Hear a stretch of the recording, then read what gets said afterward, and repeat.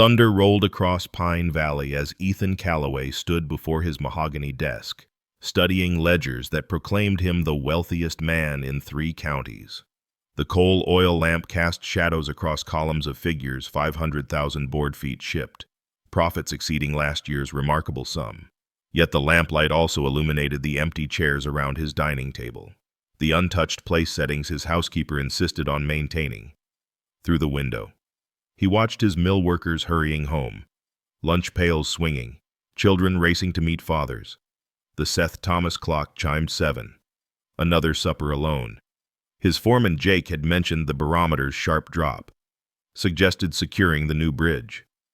Ethan dismissed it. 20 years of storms hadn't touched his empire. Rain began pattering the tin roof. On his desk lay a letter from his sister in San Francisco, 3 weeks unopened. The great Timber King had everything, and nothing at all. Before we continue, please leave a like and let me know which city you're watching from. Now, let's get back to the story. The pounding shattered Ethan's sleep like an axe through timber. He lurched from bed, fumbling for his pocket watch. 3 in the morning. The pounding came again, urgent and unrelenting. Mr. Calloway, sir!" Jake's voice carried through the door, high with panic. Ethan yanked on his trousers and boots, not bothering with proper dress. He'd never heard Jake sound afraid in 15 years of employment. The door swung open to reveal his foreman, soaked through despite his Macintosh slicker, a bullseye lantern swinging wildly in his grip.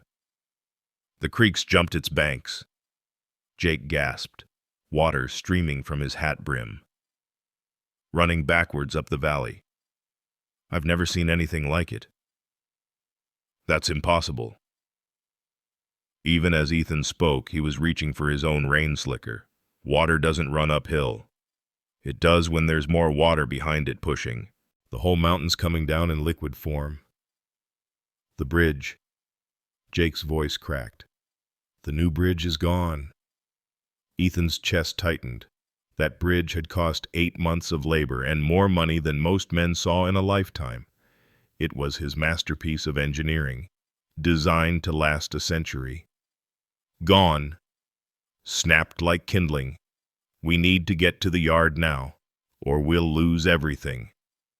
They rode hard through sheets of rain that turned the world into a gray blur. Ethan's horse slipped in mud that hadn't been there 6 hours ago, nearly throwing him twice. The normally docile Pine Creek roared like a caged beast, its voice carrying over the storm's howl. Lightning illuminated scenes from a nightmare, trees uprooted and spinning in the current. Debris that might have been someone's chicken coop racing past like a child's toy. The lumberyard sprawled before them in chaos. Lanterns bobbed like fireflies as workers ran in all directions, shouting orders that the wind swallowed whole. The neat stacks of lumber, Ethan's fortune in wood, were beginning to shift and float. Water that should have been 300 yards away lapped at the lower sections like a hungry animal. "Form a chain," Ethan bellowed, his voice barely cutting through the storm. "Move what we can to high ground." Men scrambled to obey, but their movements were panicked, uncoordinated. Pike poles and PV hooks lay scattered in the mud where workers had dropped them in confusion. Ethan grabbed a hawser rope, trying to demonstrate, but his hands shook as he watched premium sugar pine wood destined for San Francisco mansions begin its journey toward oblivion. "How much can we lose?" he shouted to Jake. Jake's face was grave in the lantern light. "If this keeps up, everything in the lower yard, that's near 500,000 board feet. 3 years of cutting. 3 years." Ethan's mind reeled with calculations, even as his boots sank deeper into mud. 3 years of carefully selected trees, of wages paid, of contracts that would go unfulfilled. He'd weathered droughts and market crashes, but nothing like this. "The upper stacks?" he asked, though he could see the answer in how the water crept steadily higher. "Got maybe 2 hours before it reaches them. Less if the dam goes." The dam. Ethan hadn't even considered the dam 5 miles upstream, built to manage log drives. If that failed, the water wouldn't creep, it would rage through like God's own vengeance. A crack like cannon fire split the night. Everyone turned toward the sound, and in a flash of lightning, Ethan saw his pride, the massive pine bridge he'd designed himself, split down the middle, The structure he'd claimed would outlast his grandchildren twisted, groaned, and surrendered to the current. Massive beams that had taken 20 men to place scattered like matchsticks. "Dear God," someone whispered. Ethan stood frozen, watching his engineering triumph disappear into the darkness.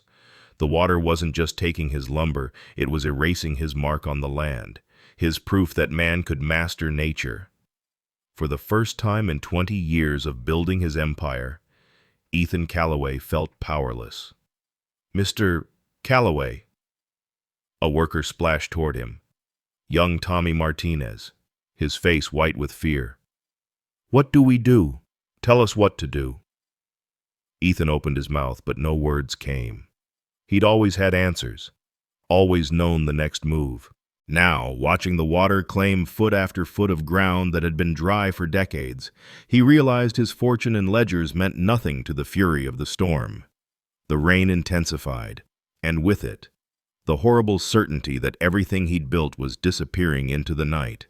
Not gradually, not negotiably, but with the indifferent violence of nature reclaiming its course. His empire, built on controlling the forest, was being undone by water, the one element he'd never thought to master. "Move what you can," he finally managed, his voice hollow. "Save what you can." But even as the men scattered to try, Ethan knew it was like trying to hold back the ocean with their bare hands. The water was winning, and all his wealth couldn't purchase a single moment's mercy from the storm. Through the chaos of rain and shouting men, a figure on horseback emerged from the darkness like something conjured from the storm itself. The horse, a sturdy bay mare, picked its way through the flooding yard with surprising calm, its rider sitting straight despite the wind that tried to tear everything loose from the earth. "Make way." The voice cut through the storm, not loud, but clear and commanding in a way that made men step aside instinctively. The rider guided the horse directly to the center of the chaos, where workers struggled with ropes and poles, their efforts as scattered as leaves in the wind. In a flash of lightning, Ethan saw her clearly, a woman in a dark wool cloak that billowed around her split riding skirt of oiled canvas. Water streamed from the brim of her hat, but she surveyed the scene with steady eyes, as if storms were merely weather and panic merely a choice. "It's the Widow Torrens," Jake said beside him, voice thick with recognition. "From Willow Creek." The woman May Torrens dismounted in one fluid motion, her India rubber boots squelching in the mud but finding solid purchase. She pulled out a speaking trumpet from beneath her cloak and raised it to her lips. "You men by the lower stacks, stop wasting effort there. The water will take those no matter what you do." Her voice carried with practiced authority.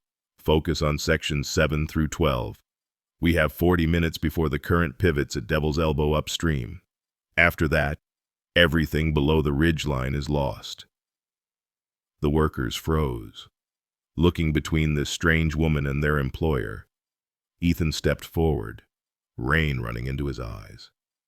"Who are you two?" "Someone who knows floods," May interrupted, already moving toward the endangered lumber. She pointed upstream with the precision of a surveyor. "That bend upriver Devil's Elbow will channel the water directly through here once the volume increases. But before it does, the current will create a back eddy near your eastern stacks. We can use that." "How could you possibly know that?" Ethan demanded, following her as she strode through his yard like she owned it. May pulled the carved bone hairpins from her hair, letting her wet braids fall free, and used the pins to secure her cloak tighter. 3 years ago, a flood took my husband and our mill. I spent 6 months after studying every flood pattern in this valley for the past 50 years. I know how water thinks because water took everything I had." Old Samuel, one of Ethan's senior workers, splashed over. "Mrs. Torrens saved the Hendricks farm last spring when Carson Creek flooded. She knew exactly where the water would cut through. And the church in Millville 2 years back," another man added. "She appeared just like tonight, told us how to divert the flow, saved the whole building." May had already moved past them, kneeling in the mud to examine the current's direction. "The water's running at about 4 feet per second now. When Devil's Elbow channels it, that'll jump to 8, maybe 10. Your foundation poles are set deep enough to hold if we can reduce the pressure. She stood, wiping mud from her hands. We need to build flow breaks, not to stop the water, but to redirect it. That's impossible, Ethan said. You can't redirect a flood. May turned to him, and in the lantern light, he saw eyes that held both sorrow and steel. You can't stop one, Mr. Calloway, but you can negotiate with it. Waters like grief fight it directly and you'll lose. Work with it, channel it, and sometimes you can survive. She turned to the workers. I need every third pole from the fence line pulled. We'll drive them at 30-degree angles upstream from the main stacks. Not straight across, that'll just create more pressure. Angled, so the water slides past instead of slams through. The men looked to Ethan, waiting for permission. His pride warred with desperation as he watched more lumber beginning to float. This woman, this stranger, was taking command of his empire as if she had the right, yet her words carried the weight of experience, the kind that came from loss rather than books. Why should I trust you, he asked, though even as the words left his mouth, he knew they sounded hollow against the rising water. May's response was simple, delivered without drama or pleading. Because I've already lost everything once. I've got nothing to gain here except the knowledge that maybe someone else won't have to feel what I felt, watching everything disappear. You can stand here and question me, or you can help save what's left of your life's work. Choose quickly, the water won't wait for your pride to catch up with your sense. Jake was already moving. You heard the lady, Tommy. Marcus, get those poles. Samuel, take 5 men and start driving them where she showed us. Wait, Ethan said, but his foreman was already splashing away. Around him, his workers' men who'd followed his orders for years were following this widow's instructions without hesitation. May had produced a length of rope and was demonstrating a particular knot to a group of younger workers. Norwegian timber hitch, she explained with practiced efficiency. My husband learned it from a crew out of Seattle. Holds under pressure but releases clean when you need it to. Your husband, Ethan said, moving closer. He was a lumberman. Anders Torrens. Ran a small operation north of here. Her hands never stopped working as she spoke. Good man. Stubborn. Thought he could outlast any storm. The water took him when he went back for one more load of pine. Found him 3 miles downstream, still holding a pike pole. The casual way she delivered these words, as if discussing weather or crop yields, struck Ethan more than tears would have. This was a woman who'd been hollowed out by loss and filled herself back up with purpose. And since then, he asked, since then, I travel. Whenever I hear about flooding, I come. Saved what I could at 7 floods now. Can't bring Anders back, but maybe I can keep other wives from becoming what I am. A shout arose from upstream. The water was rising faster, dark and violent in the lamplight. May stood, surveying the progress with a critical eye. We're running out of time. The main surge will hit soon. She pointed to the highest ground. Start moving the premium lumber there, the sugar pine and clear redwood. Let the common lumber go if you have to. Better to lose half than everything. Ethan found himself following her orders, his hands working alongside his men for the first time in years. The widow moved through the chaos with an almost supernatural calm, redirecting efforts here, adjusting angles there, her voice carrying over the storm whenever direction was needed. She's right about Devil's Elbow, Jake said, passing Ethan with an armload of tools. I've seen that water pattern before, just never put it together like she has.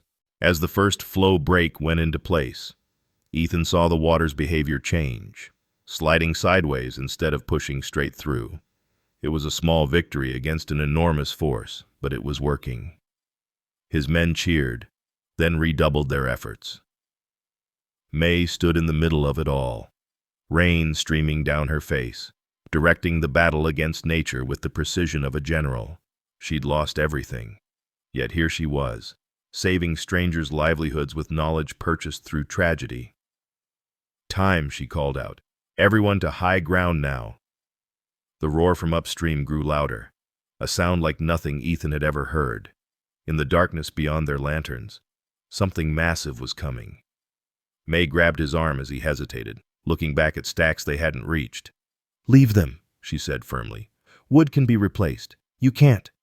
As they scrambled up the slope, Ethan realized he'd stopped giving orders entirely. For the first time in 20 years, someone else was leading, and his men were following her without question. The widow who'd lost everything had become their best hope for saving anything at all. The water hit Devil's Elbow with a sound like thunder, and May's prediction proved terrifyingly accurate. The flood pivoted exactly as she'd said, racing toward them with renewed fury. But her flow brakes held, channeling the worst of it away from the rescued lumber, standing on the hillside, soaked and muddy, watching a stranger save his empire with wisdom born from tragedy. Ethan Calloway felt something shift inside him, a crack in the armor of pride he'd worn for so long, letting in something he couldn't yet name but recognized as hope. The night work began in earnest as May organized the men into human chains, each link positioned with purpose. Pitch torches sputtered in the rain, casting wild shadows as workers passed lumber hand to hand up the slope. The widow moved among them, adjusting grips, demonstrating techniques, her voice carrying calm certainty through the chaos. "No single heroes tonight," she called out, positioning men at strategic intervals. "We work as one body or we fail as one." Ethan watched her direct his workforce with an efficiency he'd never achieved through years of authority. Where he commanded, she guided. Where he demanded, she demonstrated. The men responded to her with something beyond obedience. They worked with genuine willingness, as if her presence transformed labor into purpose. "Mr. Calloway." May approached him, her boots squelching through mud. "I need your knowledge of which lumber grades matter most. We can't save everything, so we save what's irreplaceable." He bristled at being consulted rather than deferred to, but answered. "The old-growth sugar pine in Section 4. Some of those trees were 500 years old, and the clear heart redwood it's already sold to buyers in San Francisco." May nodded, then did something unexpected. She assigned him to work alongside Tommy Martinez, the youngest of his crew. "Tommy knows the flow patterns down here better than anyone. He'll show you where to position the emergency rafts."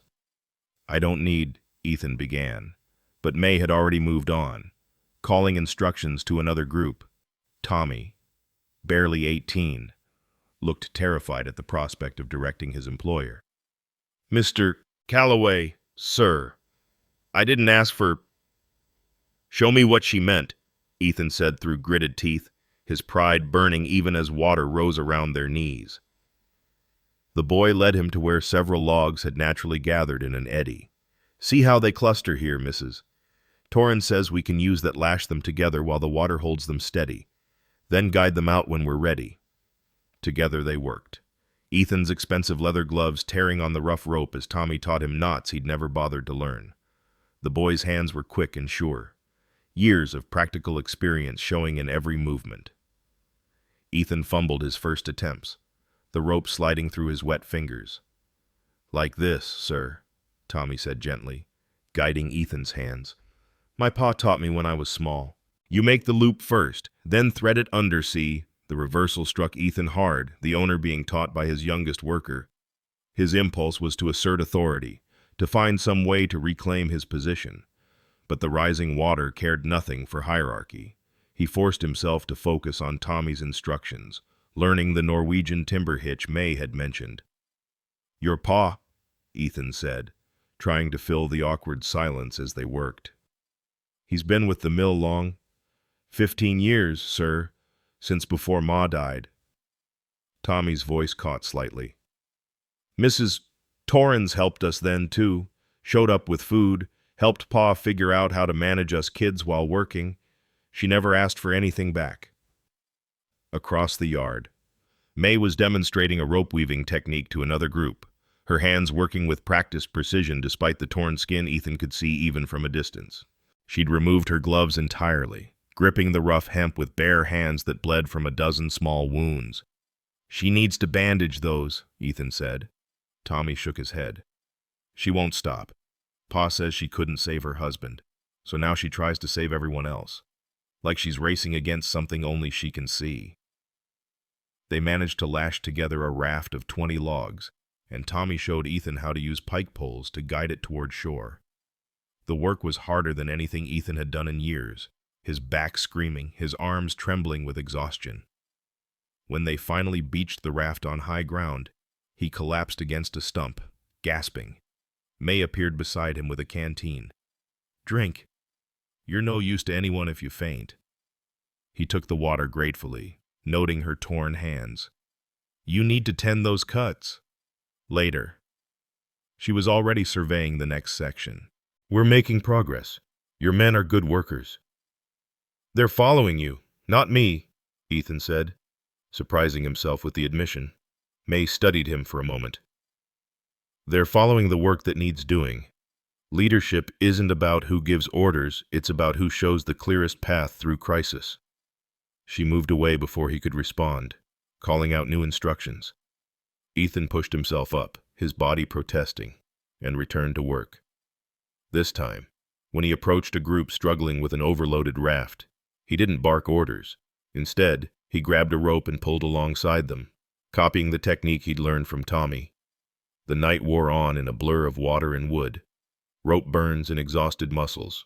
May had created a rotation system. Men worked for an hour, then rested for 15 minutes in the tool shed where someone had managed to get a camp stove burning. The tin coffee pot bubbled with bitter brew that tasted like salvation. During one break, Ethan found himself in the shed with May and several workers. She pulled out a cloth bundle from her satchel, cornbread wrapped in oilcloth, somehow still mostly dry. "My morning batch," she said, breaking it into pieces. "Everyone take some. We need the strength." The men accepted the humble offering as if it were a feast. Old Samuel produced a plug of tobacco, cutting shares for those who wanted it. The shed filled with the oddly comforting smell of tobacco smoke mixing with wet wool and coffee. "How many floods?" Jake asked May between bites. "How many times have you done this?" 7, now 8. May replied, her voice steady despite her exhaustion. "Each one different, each one the same. Water always wins eventually, but sometimes we can negotiate terms." "Why?" Ethan found himself asking. "Why put yourself through this repeatedly?" May was quiet for a moment, staring at the rain sheeting past the door. "My Anders used to say that trees grow back stronger after a storm, if their roots hold. Maybe people are the same. Maybe helping others hold their ground helps me find mine." She stood, wrapping her cloak tighter. 15 minutes are up. We have maybe 3 hours until dawn. That's when we'll know what we've really saved." The men followed her back into the storm without complaint. Ethan noticed how they looked at her not with the deference they showed him, but with something deeper. Respect earned through shared hardship rather than demanded through position. As they worked through the last dark hours, Ethan found himself partnered with May, hauling on the same rope. Her hands were raw, blood mixing with rain, but her grip never faltered. His own gloves had disintegrated completely, leaving his palms as torn as hers. "Together," she counted. "Pull on 3, 1, 2. They hauled in unison, dragging a precious load of clear-heart redwood to safety. When the logs finally reached high ground, they both dropped the rope, gasping. Dawn was breaking gray through the rain, revealing the devastation and their small victory against it. "Look," May pointed to the growing collection of saved lumber. 100 cords, maybe more. It was a fraction of what he'd started with, but in that moment it felt like triumph. The workers were gathering, exhausted but not defeated, their faces showing pride in what they'd accomplished together. "Mrs. Torrens," Jake called out. "The water's starting to recede." "We did it, we saved what we could," May nodded, but Ethan saw her shoulders slump slightly, the night's effort finally showing. He moved closer, offering his arm for support. She looked at it for a moment, then accepted, leaning against him just enough to stay upright. "Thank you," he said quietly. "Don't thank me yet," she replied. "Morning light will show the real damage, and there's still the upper dam to worry about." But for now, in the gray dawn with rain still falling, they stood together watching the fruits of their night's labor, lumber saved not through authority or wealth, but through wisdom, cooperation, and the simple determination to hold ground against the storm. The men began to cheer, a ragged sound that built into something stronger. And Ethan realized they weren't cheering for him or even for May.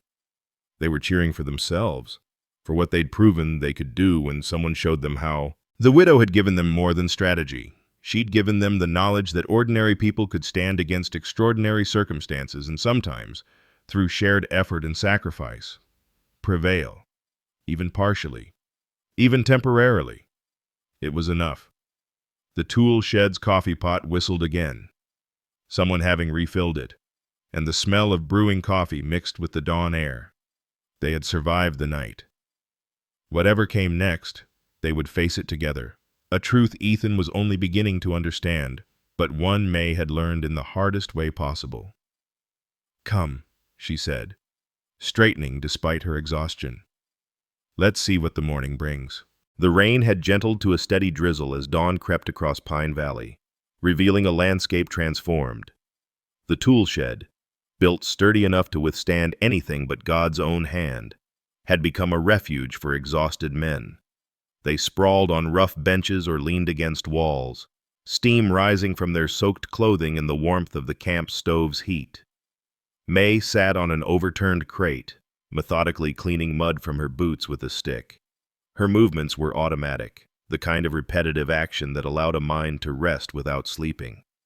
Ethan watched her from across the shed, noting how the other men gave her respectful space, not the fearful distance they maintained from him, but something gentler, as if they recognized she needed room to breathe.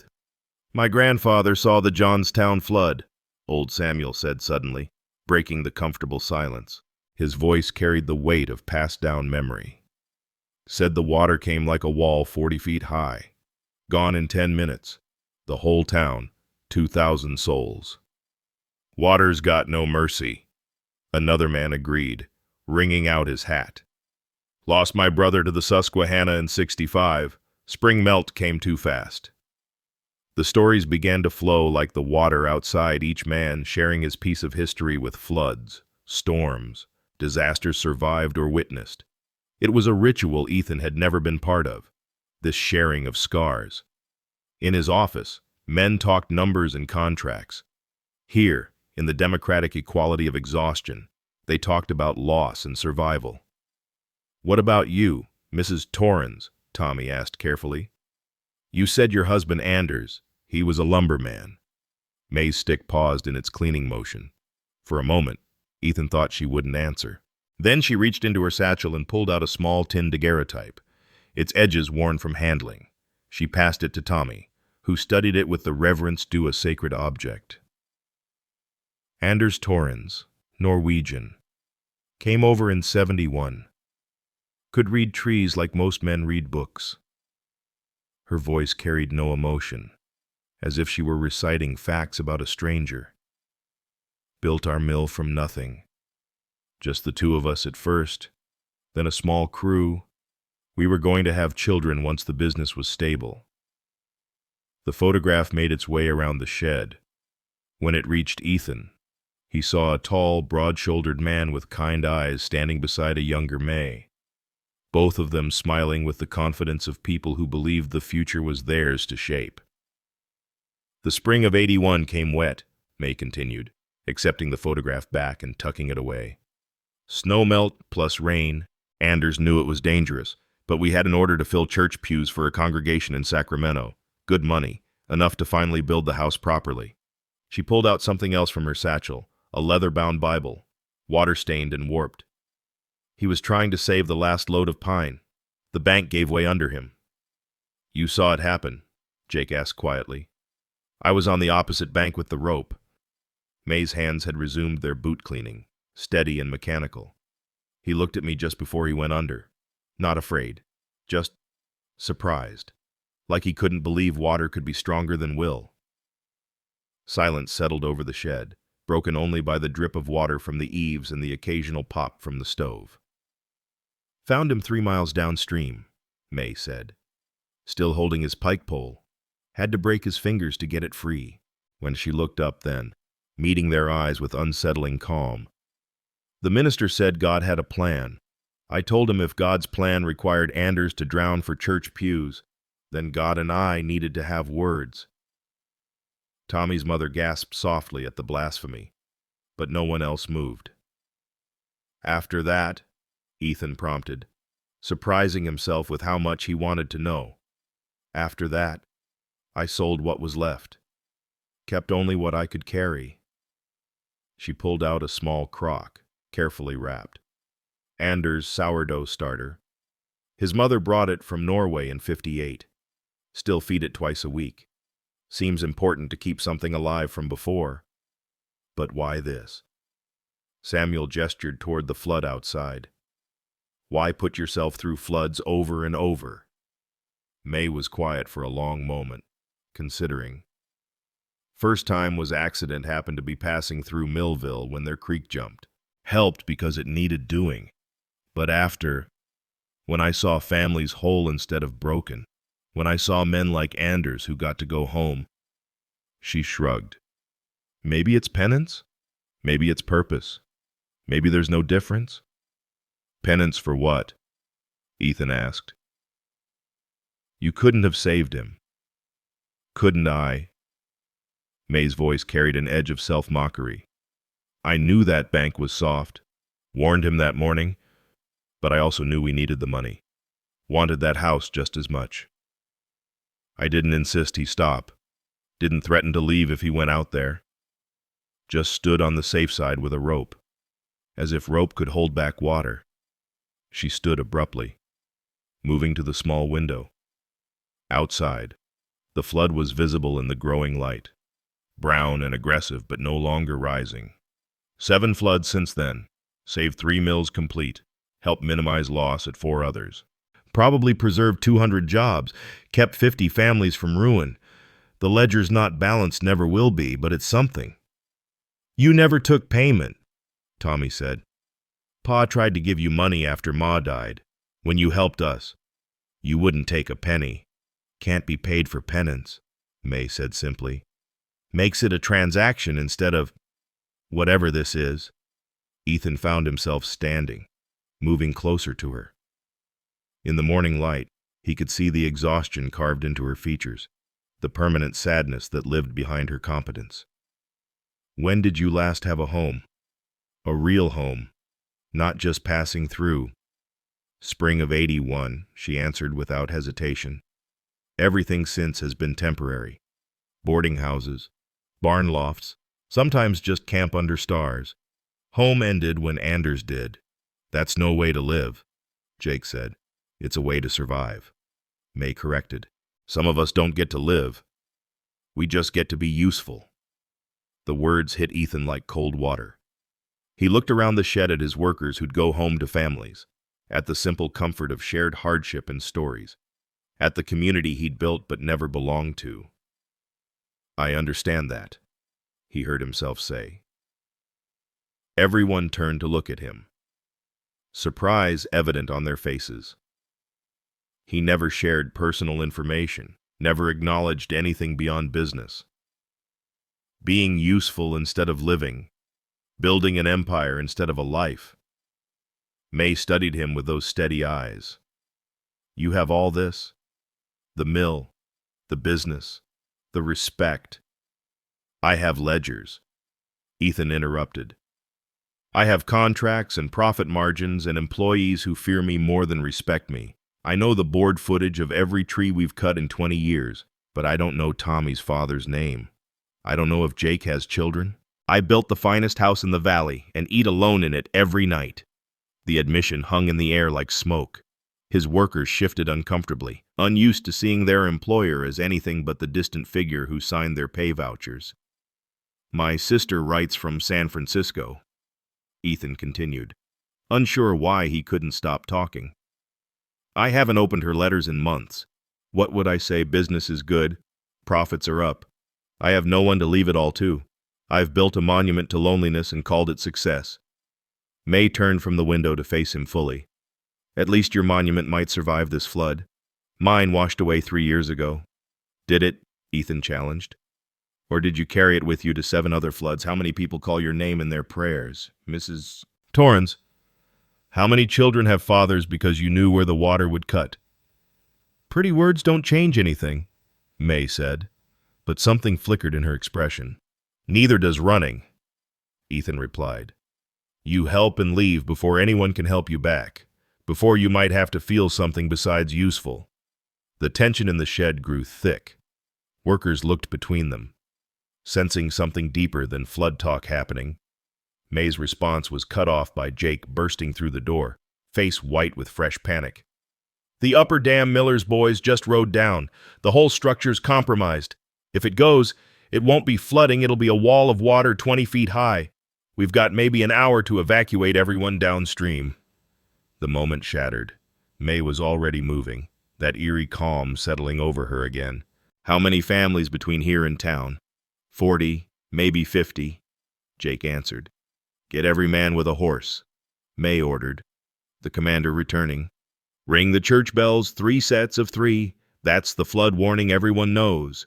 Move the elderly and children first. She turned to Ethan. Your house is on high ground. Yes, but open it up. It'll shelter 30 people at least. Jake, send riders to every farm. Tell them exactly this wall of water coming. Move to high ground now. No time to pack. Make them repeat it back so you know they understand. The men scattered, exhaustion forgotten in fresh crisis. May grabbed Ethan's arm as he turned to go. This isn't over. If that dam goes, we'll lose more than lumber. I know, he said, seeing in her eyes the ghost of another flood, another loss, another man who thought he had time. We'll save who we can. Ethan, she said, using his given name for the first time. When this is over, when everyone's safe or not, when the water's gone down, what then?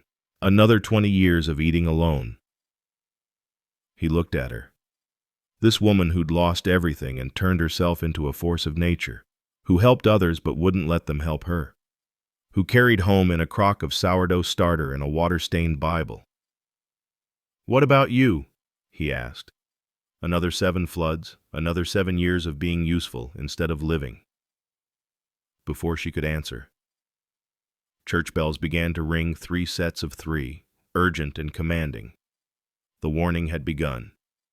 May released his arm and headed for the door. Back to work. Back to saving others from what she couldn't save herself from. We'll finish this conversation later, she called over her shoulder. Will we? Ethan asked. But she was already gone, striding into the drizzle toward her horse, toward the next crisis, toward another chance at penance that would never quite balance the ledger she carried. He followed, because there was work to do and people to save. But something had shifted in that shed. In that moment of shared honesty between 2 people who'd forgotten how to live while perfecting how to survive. The water might take his lumber, might take the dam, might take any number of things. But it had also washed something loose in both of them, the first crack in walls they'd built higher than any flood could reach. The bells kept ringing, and Pine Valley mobilized for fresh disaster.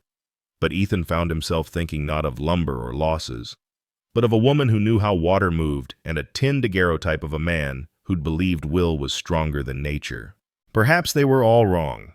Perhaps the strongest thing wasn't will or water, but the choice to keep going after both had done their worst. The journey to the upper dam began in controlled chaos. 20 men on horseback, plus May and Ethan, picked their way through a landscape transformed by water. What had been a simple wagon road 12 hours ago was now a series of washouts and impromptu waterfalls. Fallen pines lay across the path like the bones of giants, forcing them to dismount and lead their horses through terrain that shifted under their boots. May rode ahead with the confidence of someone who'd memorized every rise and fold of the land. She stopped frequently, dismounting to examine rocks and trees, running her fingers over markings that meant nothing to Ethan but clearly spoke volumes to her. Here, she called out, pointing to a series of grooves carved into a granite boulder 20 feet above the current water line. The Wintu people marked flood levels going back generations. See these lines? Highest water they recorded? We're still 10 feet below it, but if that dam goes... She didn't need to finish. They all understood. The indigenous people who'd lived here for centuries had seen floods that would dwarf even this disaster. Their warnings, carved in stone, had been ignored by men who thought modern engineering could overcome ancient patterns. How much farther? Ethan asked. pulling his horse around a massive root ball from an upended oak. Half-mile, maybe less. May studied the sky, reading signs in the cloud movement. Winds shifting. That could be good or bad, depending on how much rain is still coming. They pushed on, the roar of water growing louder with each turn, when they finally crested the last rise. The dam sprawled before them, a massive timber and earth structure that Ethan had always admired for its engineering. Now, water poured over its spillway in a white torrent, an ominous crack spider-webbed across the timber facing. Jesus Christ, Jake breathed. Look at the pressure. The reservoir behind the dam had risen far beyond its designed capacity. Water found every weakness, spurting through gaps in thin, powerful streams. The entire structure groaned audibly, a sound like a ship breaking apart in slow motion. "We need to open the release gates," Ethan said, his engineering mind already calculating. "Reduce the pressure gradually, or the whole thing comes apart at once." "Gates are stuck," one of Miller's boys reported. He'd stayed behind when the others fled. A young man named Carson with more courage than sense. "Mechanisms jammed with debris. We tried everything." May was already moving toward the dam's control platform, a wooden structure built onto the side of the dam itself. The planking was slick with spray, and portions had already broken away. "Show me the mechanism." Carson led them to where massive iron wheels controlled the gate chains. Sure enough, branches and debris had wedged into the gears, creating an immovable mass. Ethan examined it with growing dismay. Clearing it would take hours they didn't have. "What about the emergency releases?" he asked Carson. "Underwater," the young man replied. "They're designed to be accessed from boats during normal levels. Can't get to them now without diving. And the current." May was studying the dam's construction, her eyes tracking structural lines. "Your engineering, Mr. Calloway, if we can't open the gates, could we create a controlled breach? Weaken one section to release pressure without losing the whole structure?" Ethan's first instinct was to reject the idea. Deliberately damaging the dam went against every engineering principle he held. But as another groan echoed from the structure, he forced himself to think practically.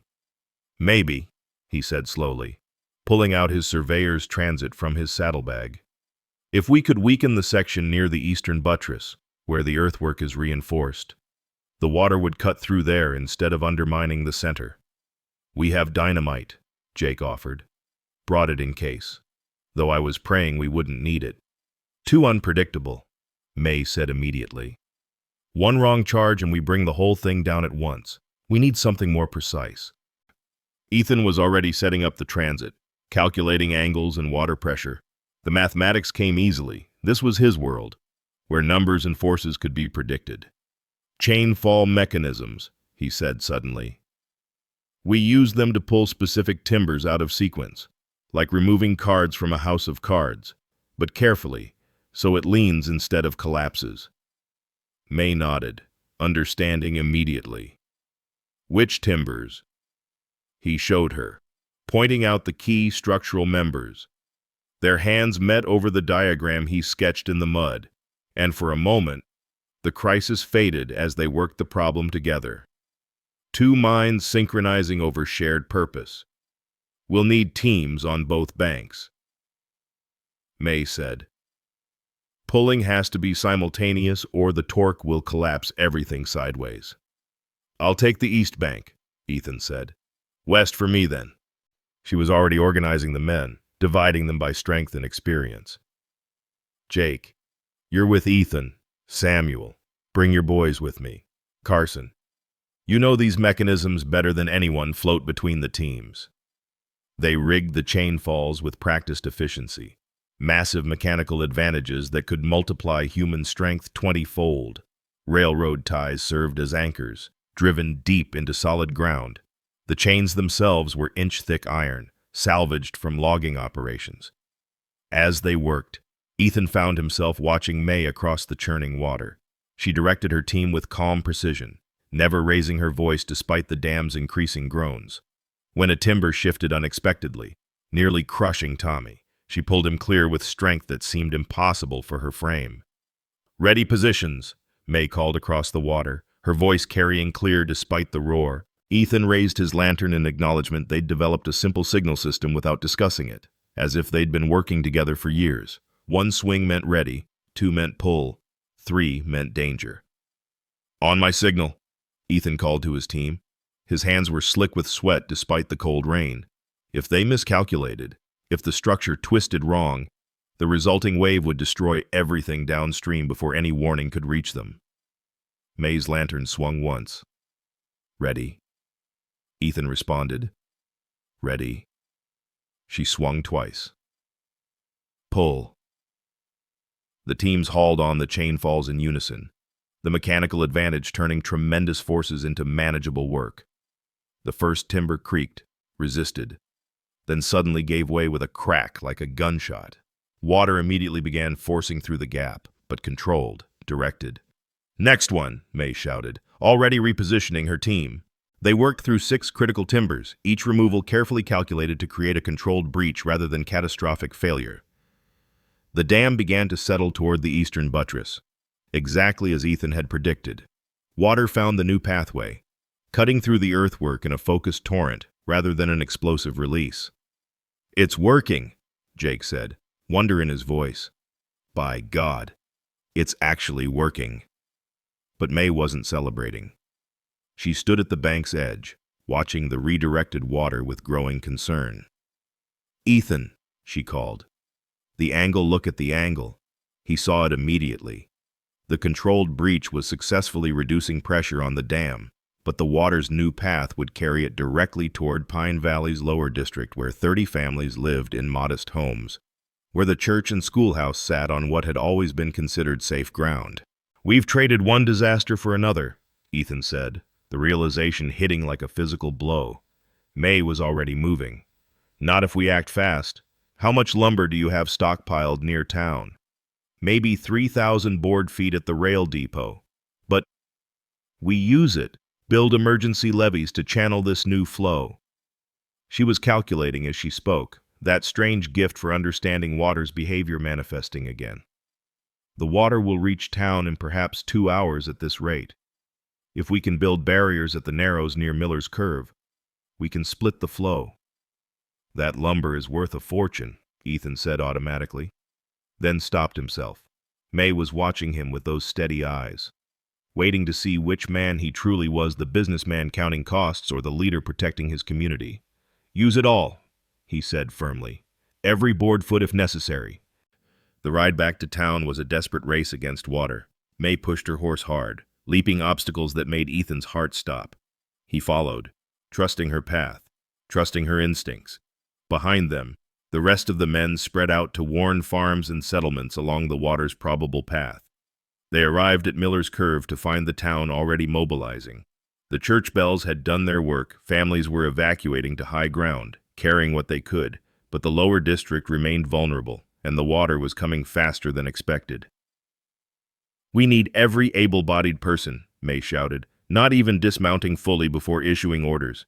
"Children and elderly to the Callaway house, its highest ground. Everyone else, bring tools." The depot's lumber became ammunition against disaster. Under May and Ethan's joint direction, the townspeople built emergency barriers with desperate efficiency. They worked not as employer and employees, not as rich and poor, but as a community facing annihilation. May and Ethan stood on opposite banks of the narrowest point, lanterns swinging in synchronized signals as they coordinated the barrier placement. It was like a dance, each understanding the other's intentions without words. When May indicated a weak point, Ethan was already directing reinforcement there. When he signaled a change in water pressure, she adjusted the angle of the barriers before he could explain why. "Look at them," Jake said to Samuel, nodding toward their unlikely partnership. "Like they've been working together all their lives." "Maybe they have," Samuel replied thoughtfully. "Just took a flood to introduce them." The first surge of redirected water hit the barriers just as the last reinforcements went into place. The lumber held, groaning but not breaking, channeling the deadly flow into 2 manageable streams that passed on either side of the lower district. A cheer went up from the townspeople, premature but heartfelt. May didn't celebrate. She stood watching the water with the intensity of someone reading scripture, alert for any sign of failure. "It's holding," Ethan said, coming to stand beside her. "For now," she replied. "Water's patient. It'll find every weakness, exploit every mistake. Then we'll watch all night if we have to." She turned to look at him, something shifting in her expression. "I'm not leaving until everyone's safe," he said simply. "That's what leaders do, real leaders, not the kind I've been." May studied him for a long moment, then nodded. "All right then." Together, they stood side by side as the water raged past their improvised barriers. Two people who'd found in crisis what they'd lost in calmer times: purpose, partnership, and perhaps the first glimpse of something worth rebuilding after the waters receded. The town was safe for now, but both knew the night was far from over. The water would keep coming, testing their work, testing their resolve. But they would meet it together, and somehow that made all the difference. The levee held for 6 hours, 6 hours of desperate maintenance, of replacing boards torn loose by the current, of shoring up weak points that appeared like wounds in their defensive line. May and Ethan worked without rest, directing repairs with the grim determination of generals in a losing battle. Then, just as the false dawn painted the eastern sky a sickly gray, they heard the sound every flood fighter dreads: the sharp crack of timber giving way under impossible pressure. "The center section!" Jake's shout cut through the rain. "She's buckling." Ethan ran toward the failing barrier, his boots slipping in mud that had become as slick as oil. The main support beam, a massive pine trunk that had taken 8 men to position, was bowing outward in a curve that defied the wood's natural strength. Water spurted through growing gaps with the force of artillery fire. "Get back!" May shouted, but Ethan was already grabbing a replacement timber, trying to brace the failing section. The wood in his hands might as well have been a matchstick against the water's patient, inexorable force. The levee didn't explode, it simply surrendered, folding inward with a sound like a great sigh. The redirected flood found its original path, pouring through the breach toward the lumberyard's main section. Ethan stood frozen, watching the water reclaim what they'd fought so hard to protect. "Move!" May grabbed his arm, pulling him back as the ground beneath them began to erode. They stumbled to higher ground, joining the other workers who stood in stunned silence, watching their night's work dissolve. The main lumberyard spread below them in the growing light, neat stacks of pine and redwood that represented 3 years of careful harvesting. The water hit the lower sections first, lifting whole bundles of lumber as easily as a child might scatter toys. Premium sugar pine, destined for San Francisco mansions, began its journey toward oblivion. Clear heart redwood, worth its weight in silver, spun in eddies before being swept away. "No," Ethan breathed, starting forward. "The contracts I promised delivery. It's wood." May stepped in front of him, blocking his path. "Just wood. It's everything." The words tore from him raw and desperate. 20 years of building, of sacrificing.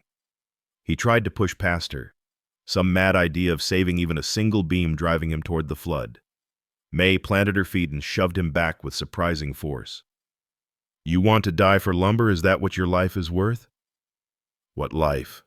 Ethan laughed bitterly, gesturing at the destruction. "That yard is my life. Those contracts are my reputation. Without them, I'm nothing, just another failed businessman who thought he could master nature."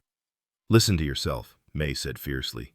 "You sound like—" She stopped abruptly, her face going pale. "Like who?" Ethan demanded. "Like Anders," she whispered. "The morning he died, standing at the water's edge, talking about contracts and reputation and money we needed."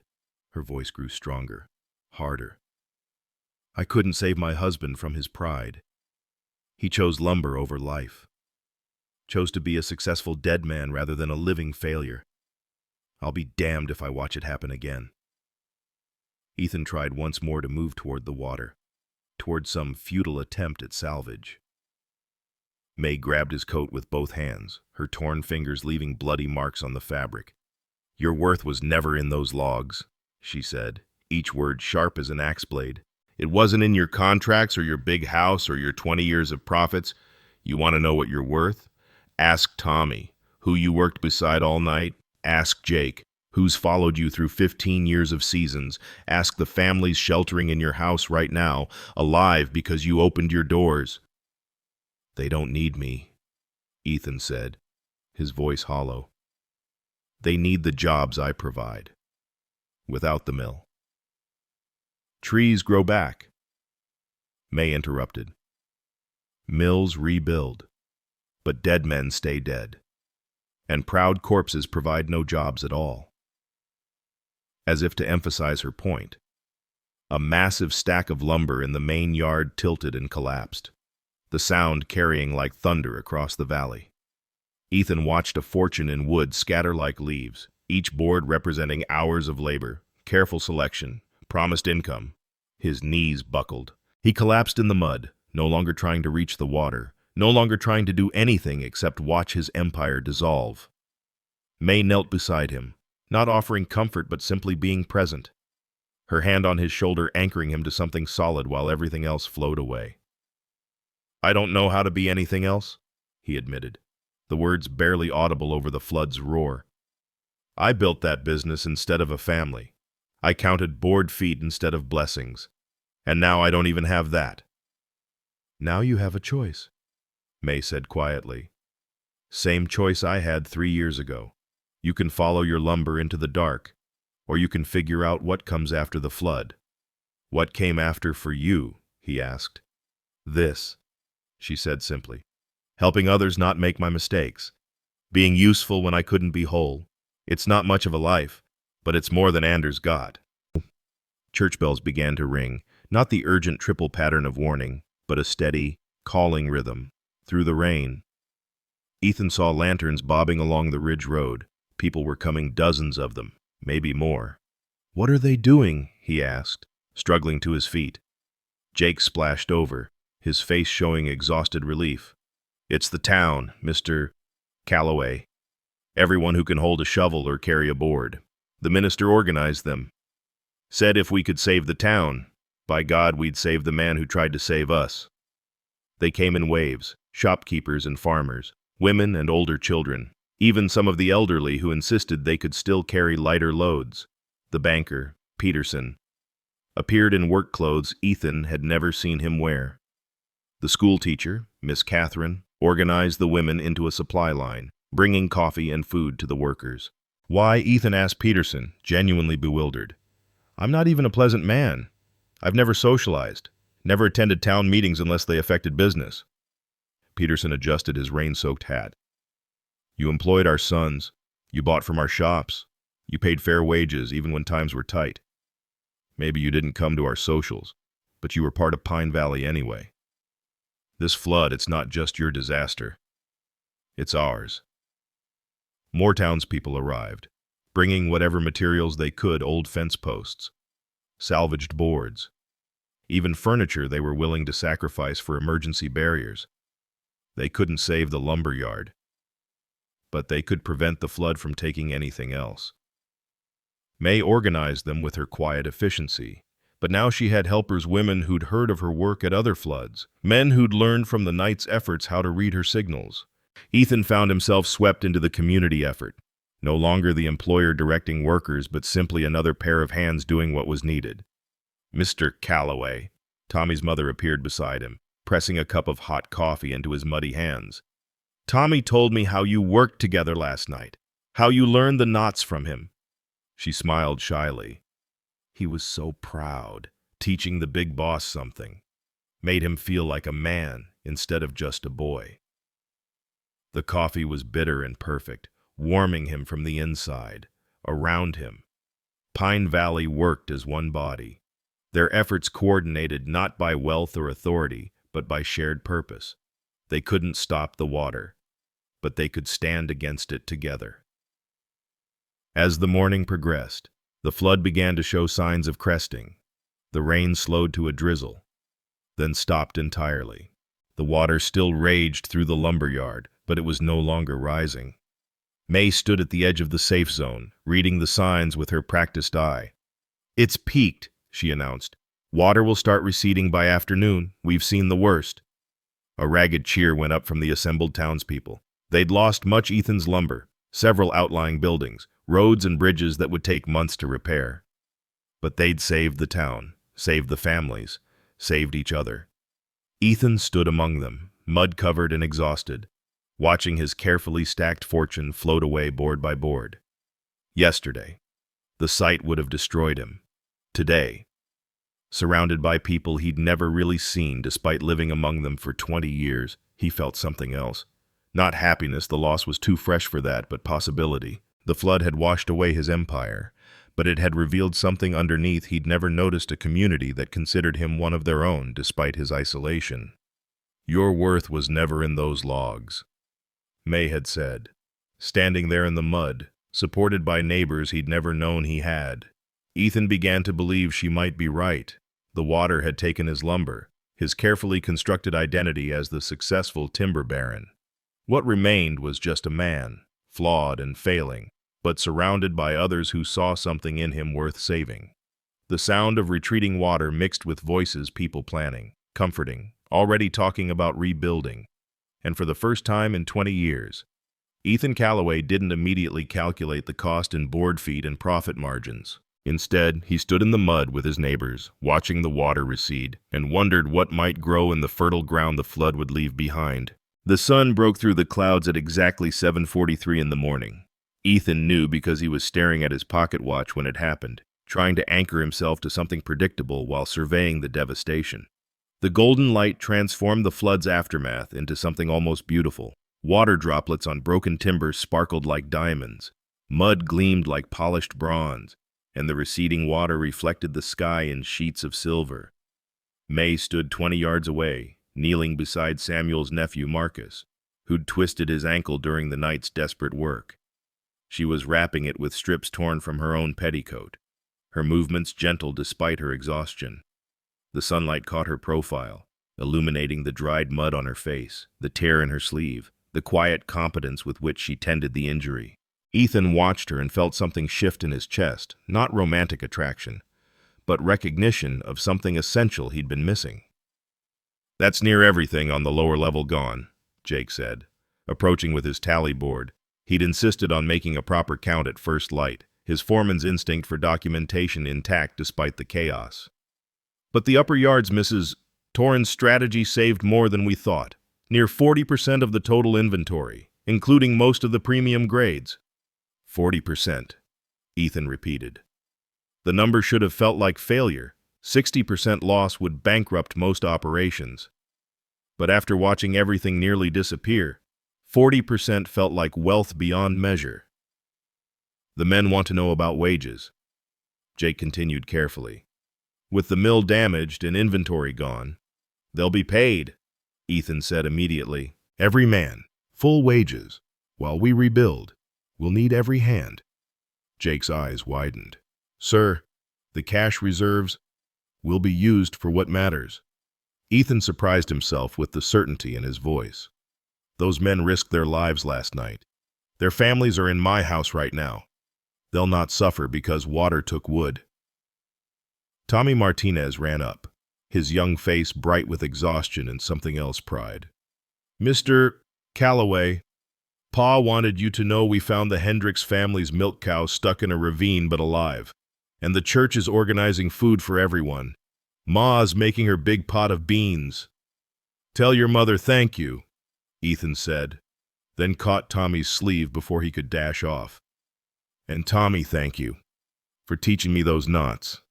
They held when it mattered." The boy's grin could have lit the valley. He ran off, boots splashing through puddles, calling the news to others. Ethan watched him go, remembering his own youth when his father had praised him once for a well-driven nail. Such small things that echo through a lifetime. "Mr. Calloway." Ethan turned to find a delegation approaching Peterson the banker. Reverend Mills, Dr. Brennan, and several other town leaders. They looked as exhausted as everyone else, their formal clothes replaced by muddy work attire, but they carried themselves with purpose. "Gentlemen?" Ethan nodded, bracing for what he assumed would be concerns about loans, contracts, the economic impact of the mill's losses. Peterson stepped forward, pulling a leather portfolio from inside his coat, miraculously dry despite everything. We've been discussing the situation. The bank is prepared to offer extremely favorable terms for rebuilding. Interest-free for the first year, minimal rates thereafter. That's generous, Ethan said cautiously. But the risk to your depositors is our decision to make, Peterson interrupted, something Ethan had never heard him do. You've been banking with us for 20 years, never missed a payment, never defaulted on a loan. More than that. He paused, seeming to struggle with the words. Last night, you could have saved more of your lumber if you'd kept your workers at the yard. Instead, you sent them to warn families, to help evacuate. You chose lives over profit. That's the kind of man we want to bet on. Reverend Mills stepped forward. The church needs new pews. We've needed them for years but couldn't afford quality wood. That salvaged lumber would be perfect. It's been through the flood, like all of us. There's something fitting about sitting on boards that survived the same storm we did. I couldn't charge the church for, Ethan began. Not charge. The Reverend smiled. Trade, lumber for labor. The congregation will help rebuild your mill in exchange for materials to repair the church. We help each other, that's what communities do. Dr. Brennan added. My wife mentioned you have that big house with all those empty rooms. We've been needing a proper place for convalescence when folks are too sick to go home but not sick enough for constant doctoring. Perhaps an arrangement could be made. They were offering him something more valuable than money. They were offering him belonging. These men who'd always been cordial but distant, who'd done business with him but never invited him to dinner, were extending their hands in partnership. I need to think, Ethan said, overwhelmed. To calculate? Of course. Peterson nodded. But Ethan, may I call you Ethan? Don't calculate too long. Sometimes the best decisions aren't made in ledgers. As the delegation moved away, Ethan noticed May preparing to leave. She'd retrieved her horse, her few possessions already packed in her saddlebags. Her movements were quiet, practiced the routine of someone who'd left many places without fanfare. You're going, he said, approaching her. She didn't look up from checking her saddle straps. Water's receding. Crisis is over. This is when I leave. Why? Because staying would mean... She paused, finally meeting his eyes. Would mean becoming part of something again. And I can't. When you're part of something, you can lose it.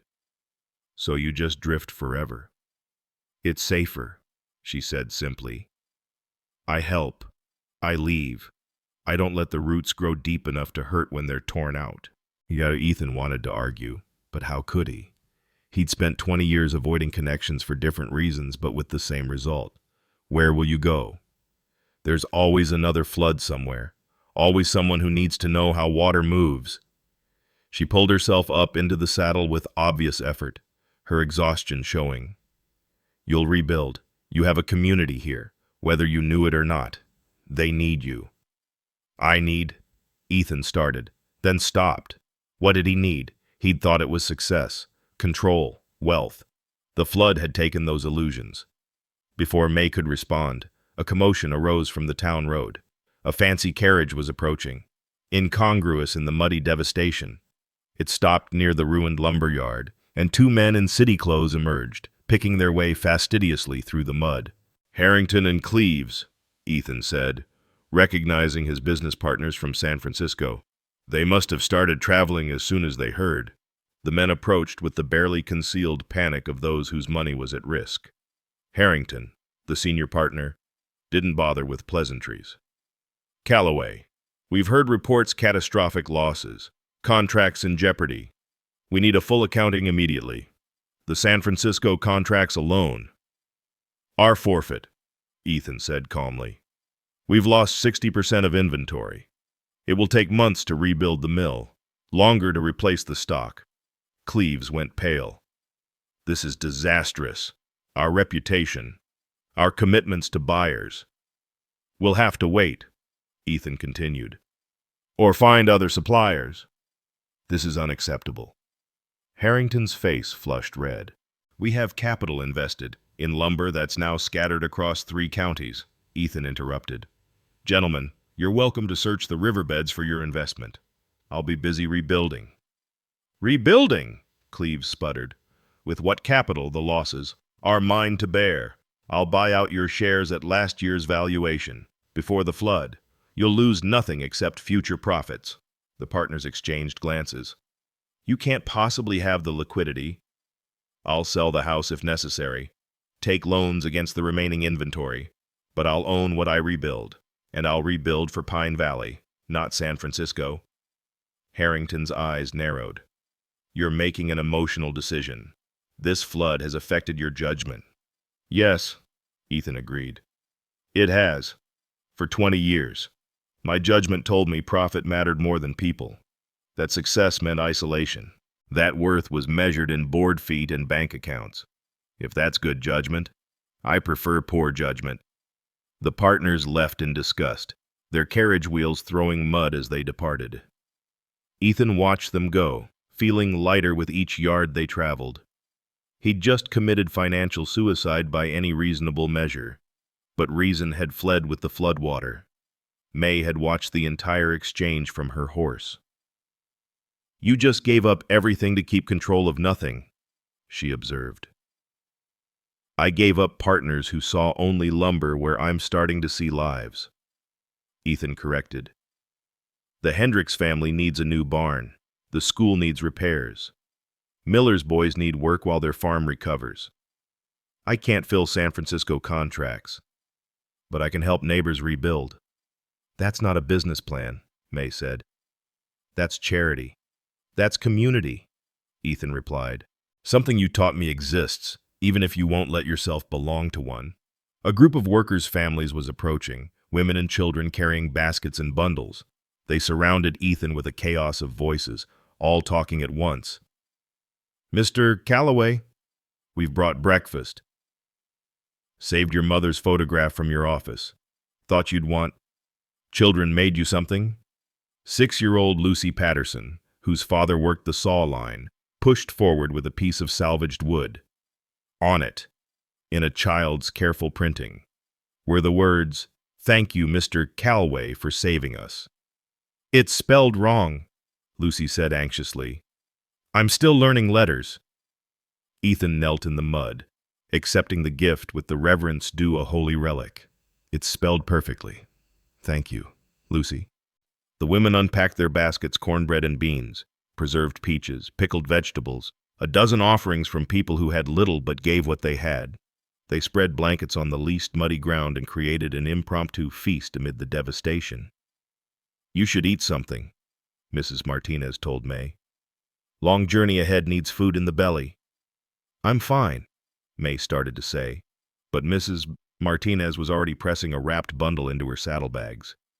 Cornbread and jerky, the older woman said firmly. And dried apples. Don't argue with a mother. All around them, Pine Valley was stirring to life. People picked through debris, salvaging what they could. Children who'd been terrified 12 hours ago now played in puddles. Men discussed rebuilding plans with the animation of those who'd survived to tell the tale. Stay for breakfast at least, Ethan said to May. You've earned that much. She looked at the gathering crowd, at the blankets being spread, at the community reforming itself around shared food and shared survival. I can't.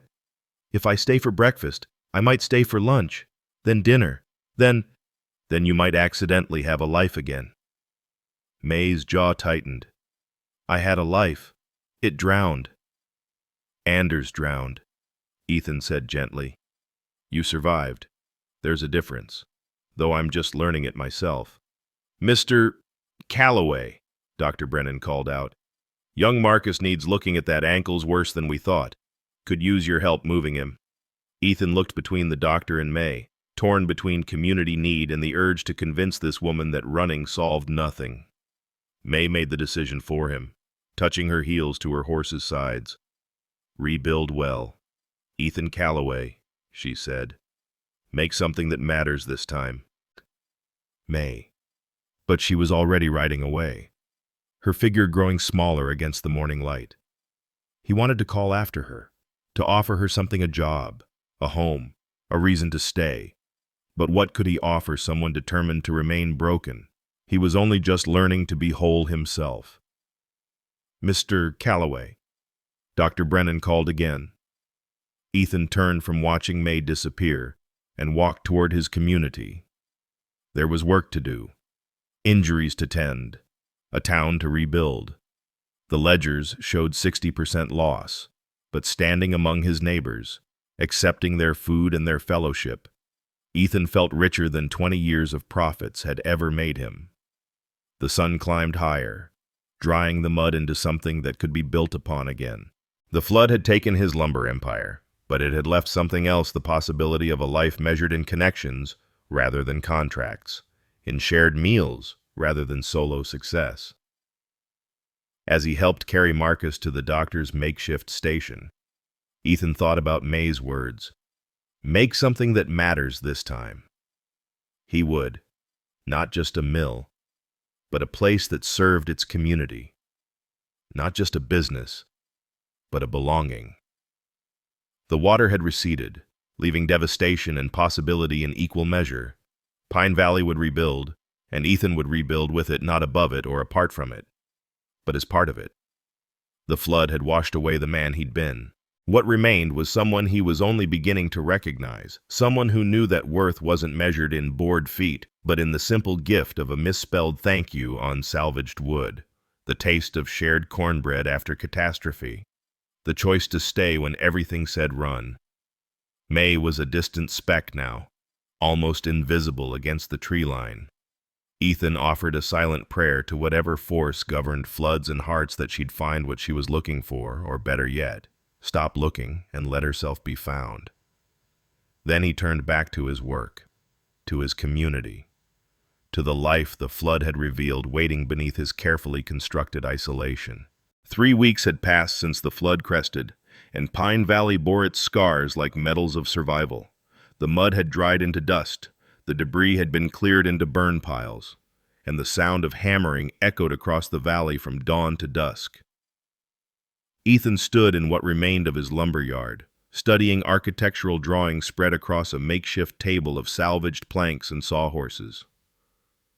The plans showed not the grand operation he'd built before, but something smaller, more integrated with the town's needs. The sound of hoofbeats made him look up, his heart jumping as it had every time for 3 weeks, hoping to see a familiar figure in a dark wool cloak. But it was Jake, returning from his trip to Willow Creek. "Found her," Jake said without preamble, swinging down from his horse. "She's been staying at the Widow Patterson's boarding house, helping repair flood damage to their root cellar." Ethan set down his pencil carefully, trying to keep his voice neutral. "And she wasn't pleased to see me. Said she made her position clear. She helps and moves on. That's her way. Did you give her my letter?" Jake nodded, pulling a crumpled envelope from his pocket. "She read it, sent it back. But," he paused, a slight smile crossing his weathered face, "she kept the map." The map. Ethan had spent 2 days drawing it, marking not just the old Torrens mill site, but the water flow patterns May had taught him to read, the places where Anders had planned to build. The vision they'd shared before the flood took it all. He'd included notes in the margins, questions only May could answer about water management, about the Norwegian techniques Anders had known. "She say anything?" Ethan asked. "Asked if you were serious about the profit sharing with workers. When I said yes, she got quiet.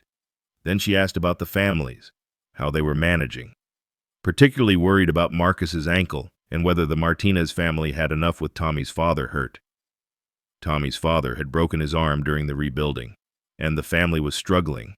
Ethan had been sending food and paying full wages despite the injury, but he hadn't known May would remember such details. That's all.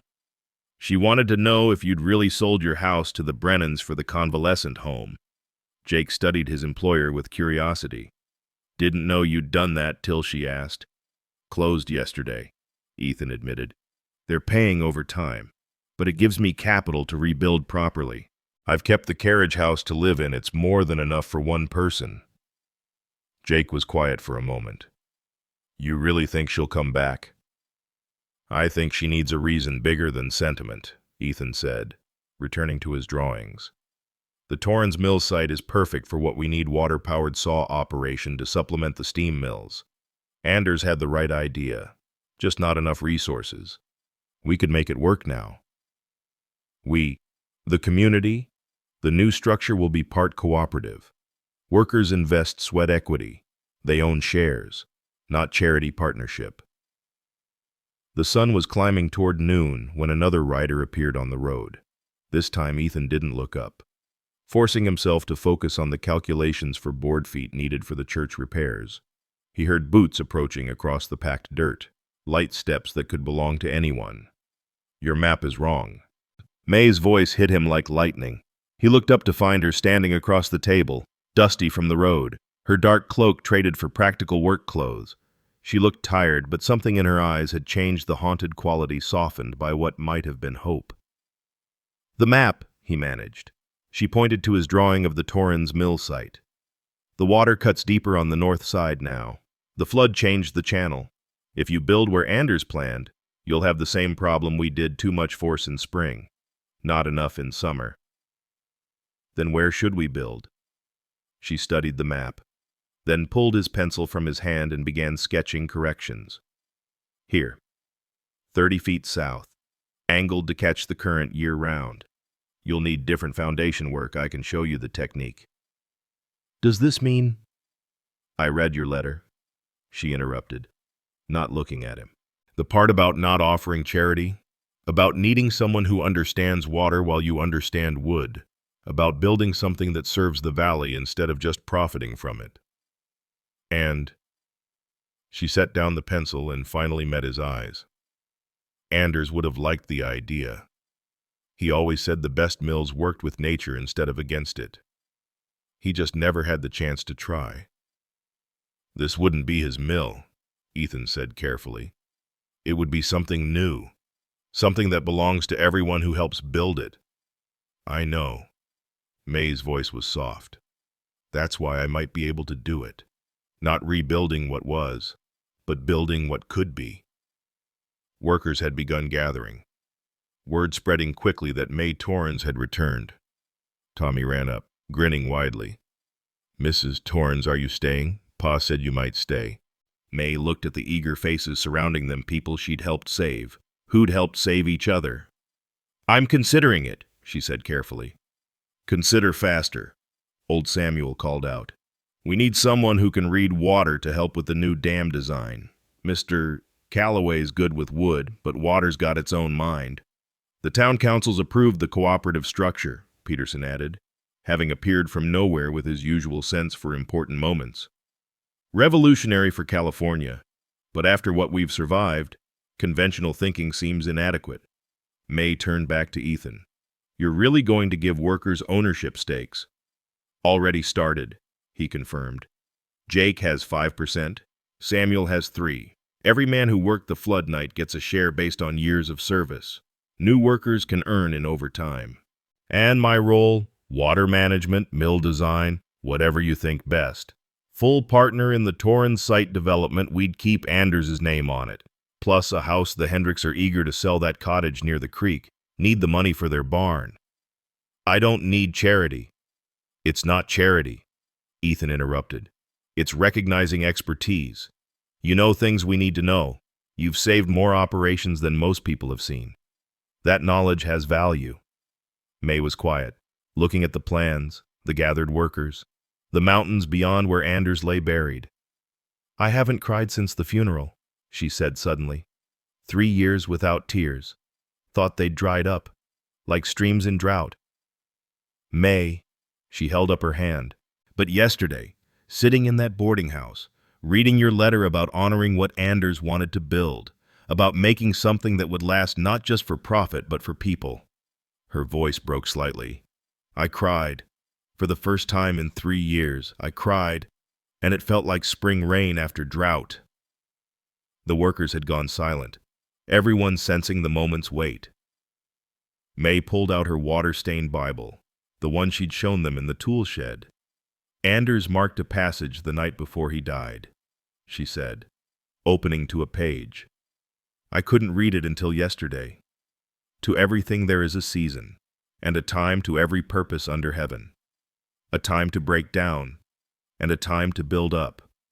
A time to weep, and a time to laugh. A time to mourn, and a time to dance. She closed the book. Maybe it's time to try building again. A cheer went up from the assembled workers. Jake started applauding, and soon everyone was clapping, the sound echoing across the valley like hope itself. May stood still in the center of it, tears flowing freely now. 3 years of grief finally finding release. Ethan came around the table and offered his hand not romantically, but as a partner, a friend, someone who understood that the best things often grew from the worst losses, partners. She took his hand, her grip firm despite her tears. "I know how to make things grow back," she said, echoing the words he'd imagined. "Anders taught me that. But I forgot that sometimes you have to clear the dead wood first. Then we'll clear it together," Ethan said. "Build something new. Something that matters." The planning began immediately. May sketched modifications to the dam design while Ethan calculated timber requirements. Workers gathered around, offering suggestions, sharing knowledge accumulated over generations. The Torrens mill site would be the first cooperative operation, but plans were already forming for others: a shared granary, a community lumber yard for rebuilding homes, a system where prosperity was spread like seeds rather than hoarded like gold. As the sun reached its zenith, Mrs. Martinez appeared with lunch beans and cornbread, of course, but also fresh bread from the bakery that had reopened, preserved peaches from the Hendricks farm, coffee strong enough to float horseshoes. The workers ate together, no separation between owner and employed because those distinctions were blurring into something new. "I'll need to get my things from Willow Creek," May said, sitting beside Ethan on a salvaged beam. "And there's Anders' sourdough starter I've been feeding it all this time." "We'll send a wagon," Ethan offered. "Jake can go with you." "No," May said firmly. "I need to close that chapter myself, but when I come back, I'm staying." Late that afternoon, as shadows began to lengthen, Ethan walked May to the cottage that would be hers. It sat on a small rise above the creek, damaged but solid, with a clear view of the mountains and the mill site below. The porch needed work, but the bones were good. "It needs everything," May said, but she was smiling. "Roof, windows, probably new flooring." "We'll help," Ethan promised. "Everyone will. That's how we're doing things now." She climbed the porch steps, testing each board, then turned to look back at the valley. "Ethan, in your letter, you said something about 2 chairs on your porch. Coffee at sunrise." "I ordered them," he admitted, pulling out a catalog from Sears Roebuck. "Rocking chairs, oak with rush seats. Thought maybe not romantic, just company. Someone to watch sunrises with who understands what we're building." May smiled, the expression transforming her face from the mask of grief she'd worn for 3 years. "I'd like that. Anders and I used to watch sunrises.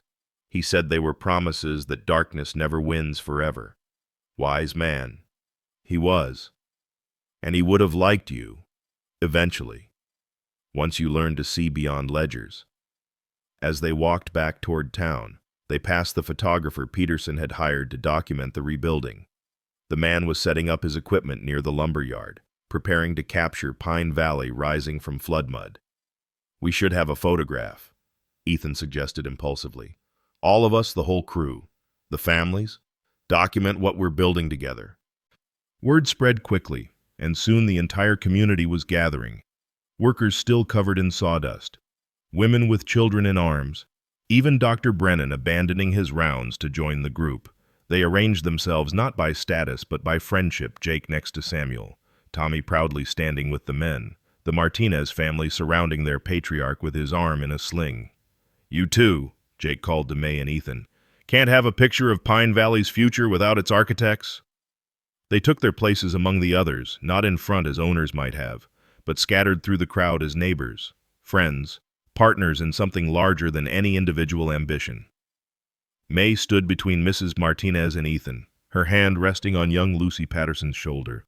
Everyone still, the photographer called, disappearing under his black cloth. Think of something pleasant. Ethan thought of sunrise coffee on matching rocking chairs. May thought of water flowing through a mill that would bear Anders' name. Tommy thought of the share he'd earn when he turned 18. Jake thought of his grandchildren working in a business they'd partly own. The powder flashed, capturing a moment between destruction and creation, between loss and hope. Later, when copies were distributed, people would point to faces and remember not the flood that nearly destroyed them, but the community that chose to rebuild itself stronger. That evening, as May prepared to leave for Willow Creek to collect her few belongings, Ethan handed her an envelope. "What's this?" "Letter to my sister in San Francisco." Finally opened hers. Finally writing back. Told her about the flood, the rebuilding, the cooperative. Told her about you. May raised an eyebrow. "What did you tell her?" "That I found a partner who knows how water thinks. That we're building something new from something lost. That I'm learning the difference between surviving and living." He paused. "And that she should visit this summer. Meet the community that saved me from drowning in my own success." May tucked the letter into her saddlebag. "I'll post it from Willow Creek. Safer than our mail service right now." "When will you be back?" 3 days, maybe 4. Need to settle accounts. Say proper goodbyes." She mounted her horse, then looked down at him. "Don't build anything stupid while I'm gone. Remember, water always wins if you fight it directly." "I'll remember." She started to ride away, then stopped. "Ethan, that sunrise coffee make it strong. Anders always said weak coffee was an insult to the morning. Strong enough to float horseshoes," he promised. May smiled and rode on, but this time her departure felt different. She wasn't running from something, but toward it, behind her. Pine Valley continued its evening routines, hammers falling silent, families gathering for supper, children playing in the last light.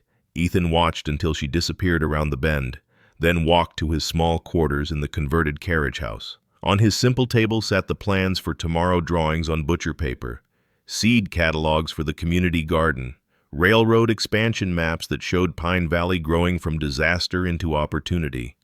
But tonight, he pushed them aside and pulled out a sheet of clean paper. "Dear sister," he wrote, his handwriting careful in the lamplight. "By the time you receive this, spring will be fully upon us. The valley is green with new growth, built on the rich soil the flood deposited. We are planting not just trees, but futures.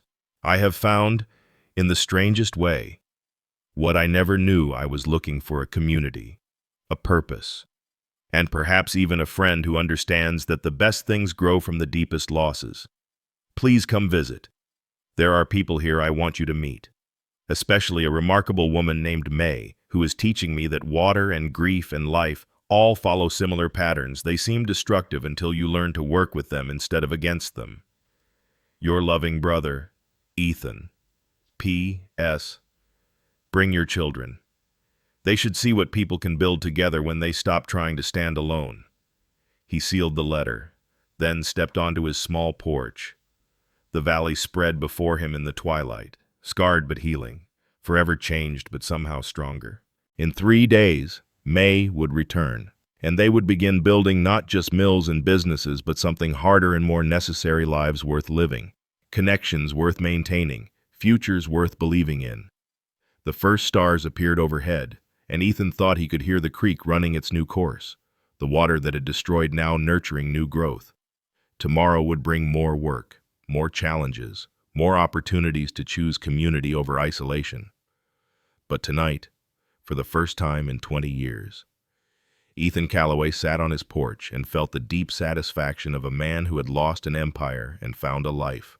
I've told you this story of water and wood, of May and Ethan, because I needed you to understand something I learned too late. We build our lives like lumber barons, stacking our achievements high and solitary, never realizing we're one flood away from discovering what actually holds. Ethan thought his empire was his worth. May thought her grief was her identity. Both were wrong, and it took a disaster to prove it. The flood didn't destroy their lives, it revealed them.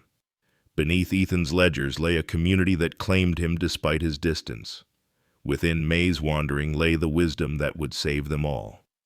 You see, gratitude isn't just for what we keep, it's for what we lose that shows us what matters. Ethan lost 60% of his lumber but found 100% of his humanity. May lost her isolation but found she'd been carrying home with her all along, in sourdough starter and memories and the knowledge of how things grow back. They built that mill at the Torrens site. But more than that, they built a bridge not of wood but of shared sunrise coffee, of children learning their father's trades, of understanding that family isn't always blood but sometimes the people who stand with you when the water rises.